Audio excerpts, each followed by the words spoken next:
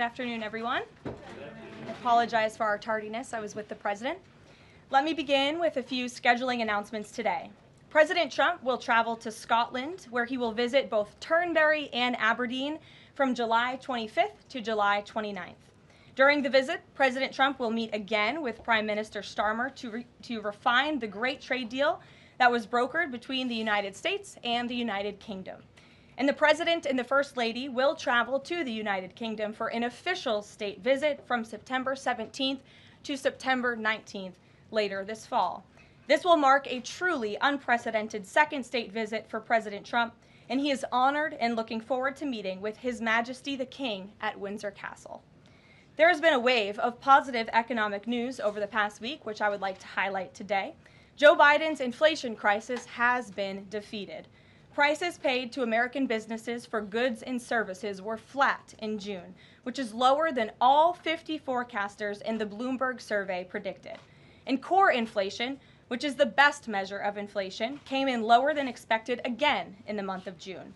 Since President Trump took office, core inflation has tracked at just 2.1% overall and has come in below or at economists' expectations every single month. Wages are growing at a strong pace and prices are falling for everyday Americans. We also saw prices for new and used vehicles and airfares drop last month. In addition, prices for gas, fuel oil, energy commodities, hotels, airfare, public transportation, and fresh vegetables are all down over last year. As we said all along, trust in President Trump. The American dream is back, and everyday families are already reaping the benefits of this incredible economic turnaround in just 6 months. President Trump has ended the era of economic surrender and implemented powerful tariffs to stand up for our workers and businesses and rebalance America's trading agreements. Despite all of the doom casting from the so-called experts claiming that these tariffs would be the end of the world as we know it, the opposite has occurred. Tariffs are not inflationary, as President Trump has said all along. In reality, tariffs are a source of massive revenue.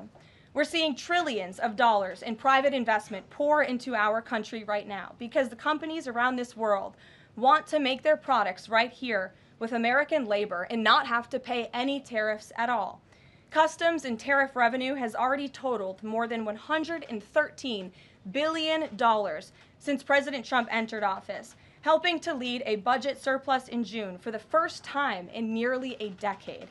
We are truly entering a golden age as a result of these pro-growth and America First trade policies.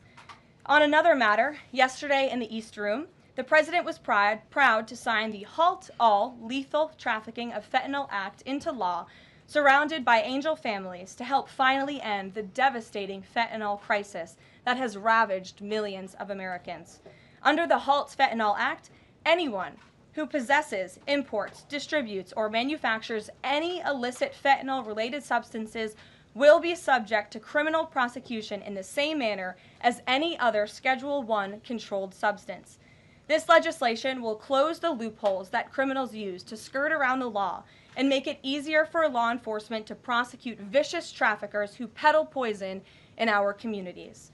President Trump has always made tackling the drug crisis a top priority, and this important bipartisan legislation further follows through on that commitment.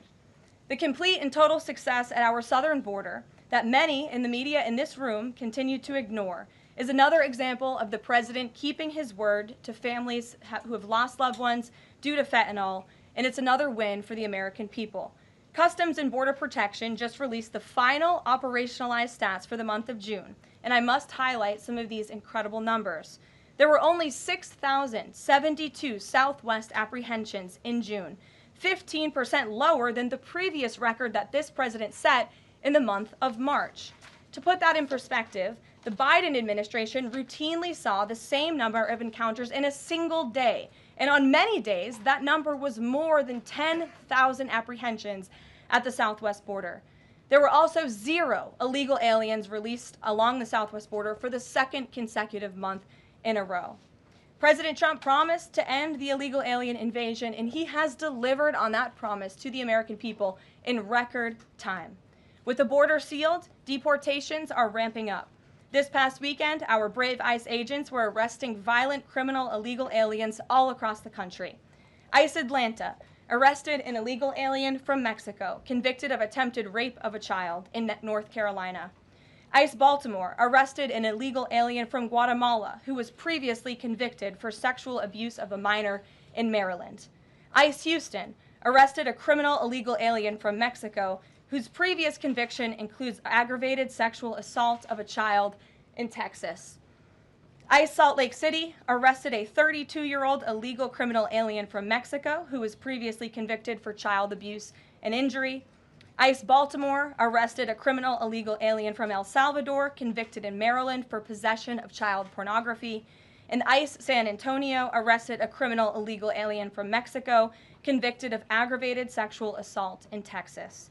The men and women of ICE are heroes. They are putting their lives on the line every day to get the worst of the worst, these types of criminals, out of our communities and out of our country. And the president continues to strongly have the backs of all ICE agents who are doing their jobs to keep all of us, including everyone in this room, safe. The facility, one second. In other news, following President Trump's bold executive actions protecting American children from irreversible chemical and surgical mutilation, the largest provider of these barbaric practices will now be closing its doors. The facility in Los Angeles, California, is just the latest facility downsizing or eliminating their irreversible and harmful services that feed into the lie that you can somehow change a child's sex. The Biden administration peddled dangerous policies that defied medical science in favor of radical transgender ideology. But President Trump has put an end to that to ensure America's children's innocence is protected and our children can lead healthy and productive lives. Finally, last night, Senate Republicans passed President Trump's $9 billion rescissions package. This will help restore fiscal sanity in our country by rescinding billions in wasteful foreign aid and finally ending taxpayer funding for PBS and NPR, two media organizations that have ridiculously used federal dollars to push a partisan left-wing agenda for many years. The House should pass this rescissions package immediately and send it to the president's desk for signature. On another note, I know that many in the media have been speculating about bruising on the president's hand and also swelling in the president's legs. So in the effort of transparency, the president wanted me to share a note from his physician with all of you today. In recent weeks, President Trump noted mild swelling in his lower legs. In keeping with routine medical care and out of an abundance of caution, this concern was thoroughly evaluated by the White House medical unit. The president underwent a comprehensive examination, including diagnostic vascular studies. Bilateral lower extremity venous Doppler ultrasounds were performed and revealed chronic venous insufficiency, a benign and common condition, particularly in individuals over the age of 70. Importantly, there was no evidence of deep vein thrombosis or arterial disease. Laboratory testing included a complete blood count, comprehensive metabolic panel, coagulation profile, D-dimer, B-type natriuretic peptide, and cardiac biomarkers. All results were within normal limits. An echocardiogram was also performed and confirmed normal cardiac structure and function. No signs of heart failure, renal impairment, or systemic illness were identified. Additionally, recent photos of the president have shown minor bruising on the back of his hand. This is consistent with minor soft tissue irritation from frequent handshaking and the use of aspirin, which is taken as part of a standard cardiovascular prevention regimen. This is a well-known and benign side effect of aspirin therapy. And the president remains in excellent health, which I think all of you witness on a daily basis here. So the president wanted me to share that note with all of you. I'm happy to take further questions on it. We will provide the memorandum from the president's physician to all of you, as we always do. And we'll get to questions. Here in our new media seat, we have Frank Corva, who's the White House correspondent for Bitcoin Magazine, which comes at a timely week with crypto legislation moving across Capitol Hill. So why don't you kick us off, Frank?